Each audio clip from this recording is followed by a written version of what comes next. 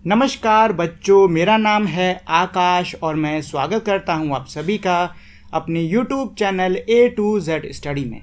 तो बच्चों, आज की कक्षा में मैं आपको पढ़ाऊंगा कक्षा 3 हिंदी की बुक वीणा का पाठ नंबर 2 चींटी।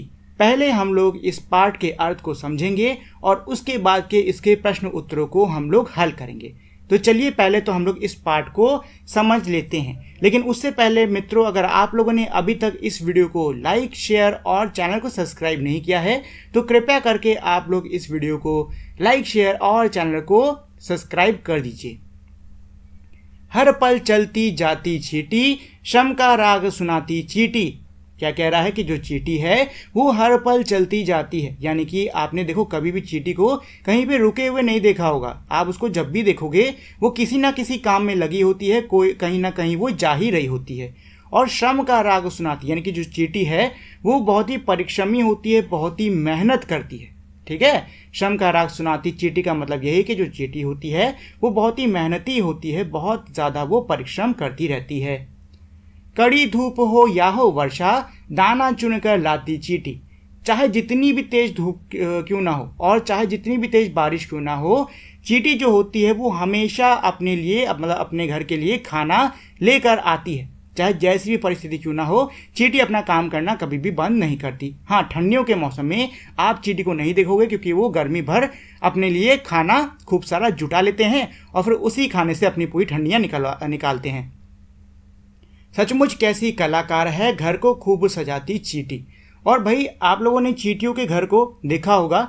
चींटी का घर आपको दिखने में सिर्फ गड्ढा लगे, लेकिन अगर आप कभी चींटी के घर को पूरा खोल के देखोगे तो आपको पता चलेगा कि जो चींटी है उसने अपने जो सुरंग है उसको बहुत गहरे गहरे बना रखा है और उसने कई सारे सुरंगें बना रखी हैं और अलग अलग सुरंग में अलग अलग चीज़ें रखी है। जैसे कि एक सुरंग के अंदर खाना रखा होता है, दूसरे के अंदर वो अपने अंडे रखती है।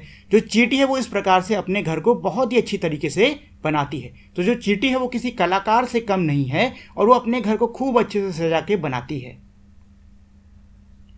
छोटा तन पर बड़े इरादे, नहीं कभी घबराती चींटी। चींटी जो होती है उसका तन यानी उसका शरीर बहुत ही छोटा होता है, वो दिखने में बहुत ही छोटी दिखती है, लेकिन उसके जो इरादे होते हैं वो बहुत ही बड़े बड़े होते हैं। भले ही उसके सामने कोई भी बाधा क्यों ना आ जाए, वो कभी भी अपने काम से पीछे नहीं हटती है, कभी भी घबराती नहीं है, हमेशा वो बहुत ही हिम्मत दिखाती है।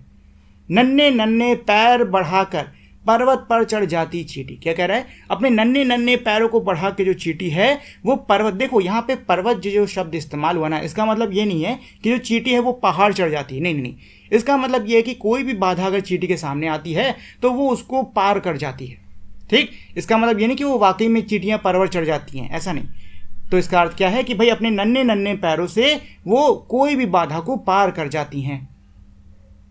काम बड़े करके दिखलाती, जहां कहीं अड़ जाती चींटी।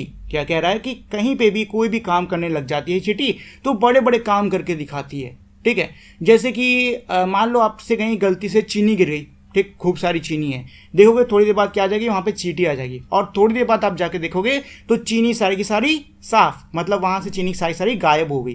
कहाँ गायब हो गई, चींटी सारी की सारी चीनी को उठा ले गई अपने घर। ठीक, सोचो इतनी छोटी सी चींटी कितने सारे काम कर रही, कितने बड़े बड़े काम कर रही है। मेहनत ही पूजा है प्रभु की, हमको यही सिखाती चींटी। और चींटी क्या सिखाती है हमको, चींटी हमको ये सिखाती है कि जो मेहनत होती है वही ईश्वर की सच्ची पूजा है। चींटी हमको ये पाठ पढ़ाती है कि जो मेहनत है वही प्रभु की सच्ची पूजा है। ठीक, ये पाठ हमको चींटी सिखाती है। और ये जो कविता थी चींटी, इसके लेखक हैं प्रकाश मनु। चलिए बच्चों, तो एक बार हम लोग इसका शॉर्ट फॉर्म यानी कि छोटी सी समरी देख लेते हैं, उसके बाद में हम लोग इसके प्रश्न उत्तरों को लगाना शुरू करेंगे। तो देखो, इस कविता के अंदर चींटी के बारे में बताया गया है कि किस प्रकार से चींटी कितनी मेहनती होती है। वो हर समय मेहनत करती रहती है, चाहे धूप हो, बारिश हो, कैसा भी मौसम क्यों ना हो, वो हर समय मेहनत करती रहती है। दूर दूर से अपने लिए खाना लेकर आती है और वो अपने घर को बहुत ही अच्छे से बनाती है, बहुत ही अच्छे से सजाती है। चींटी छोटी ज़रूर होती है लेकिन मेहनती बहुत होती है और हिम्मती बहुत होती है, और छोटी होने के बावजूद वो बहुत ही बड़े बड़े कामों को करके दिखला देती है।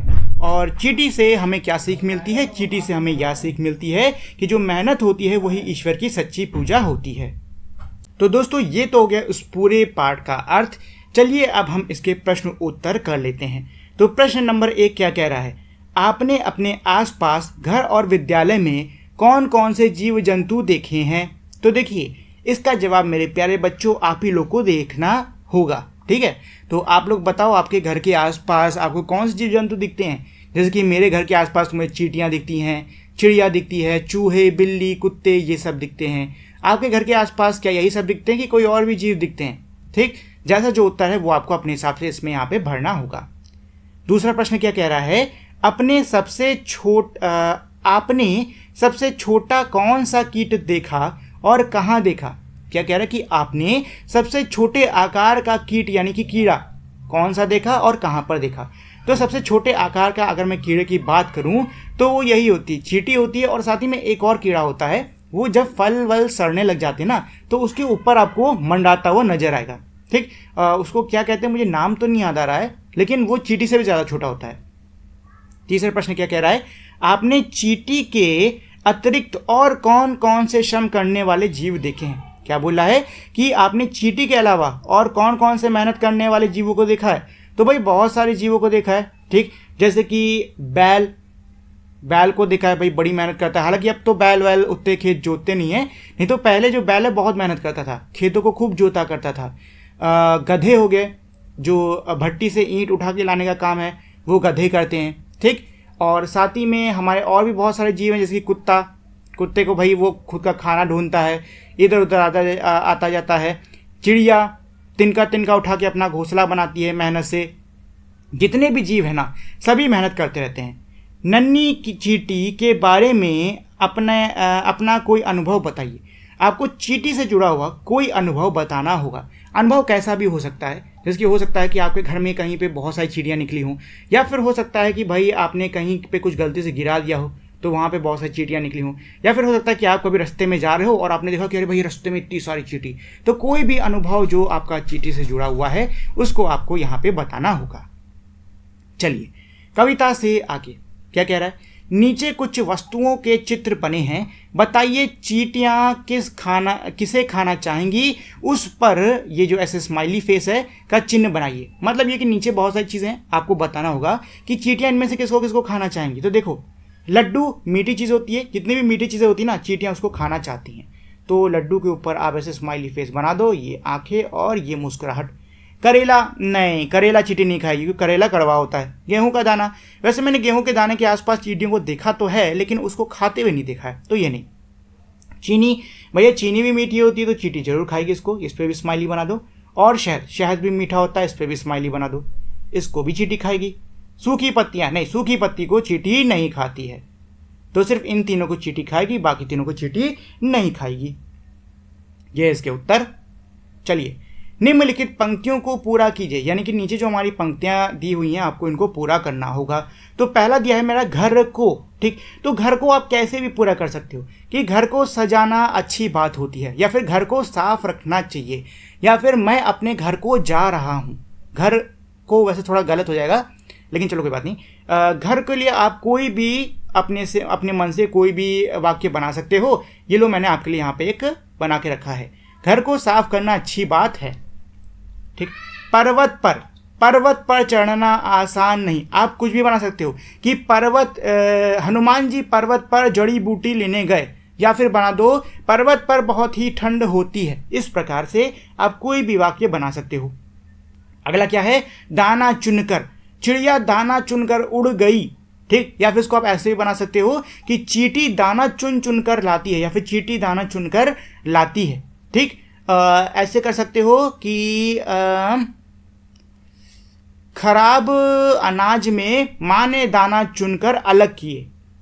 श्रम का राग, तो भाई श्रम का राग यानी कि श्रम का राग ये आप बना सकते हो इसी कविता से। चींटी हमेशा श्रम का राग गाती रहती है, यानी चींटी हमेशा मेहनत करती रहती है। या फिर ऐसे भी कर सकते हो कि मेरे पिताजी हर समय श्रम का राग गाते रहते हैं, यानी मेरे पिताजी हर समय मेहनत करते रहते हैं। ठीक है, चलिए अगला है प्रश्न नंबर 3।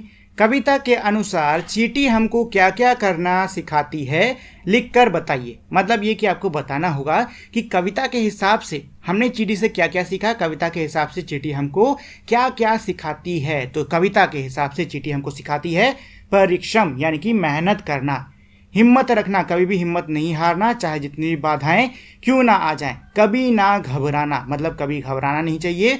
और आखिरी वाला मैंने खाली छोड़ा है, मैं चाहता हूं कि आप लोग खुद अपने से आखिरी वाले में कुछ भरो। ठीक, चलिए भाषा की बात। प्रश्न नंबर 1, कविता में चींटी को क्या क्या कहा गया है? तो कविता के अंदर चींटी को क्या क्या बोला गया है? तो कविता के अंदर चींटी को बोला गया है कलाकार, मेहनत की पुजारी, बड़े इरादे वाली। एक मैंने खाली छोड़ा है, मैं चाहता हूं कि इस आखिरी वाले में आप खुद से कुछ लिखो कि भाई कविता के अंदर चींटी को क्या क्या कहा गया है। ठीक है, बहुत ही आसान है, कविता को एक बार जाके पढ़ो, आपको समझ में आ जाएगा। चलिए इसके बाद में इसका है प्रश्न नंबर 2, क्या कह रहा है?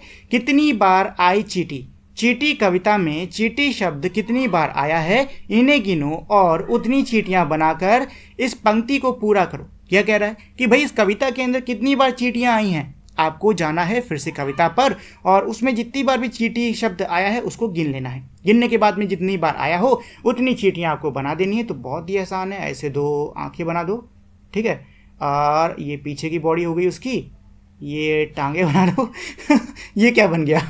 ये रहने दो। अच्छा, ये कुछ और ही खतरनाक सा बन गया है, आप लोग खुद से बना लेना। ठीक है, चलिए प्रश्न नंबर 3 पे आते हैं।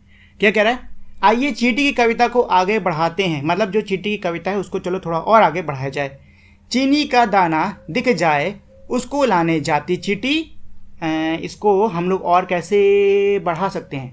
चलो इसमें ऐसे लिख लो, चीनी का दाना दिख जाए उसको लाने जाती चींटी, अपने घर पे लाती चींटी, फिर उसको सजाती चींटी, खूब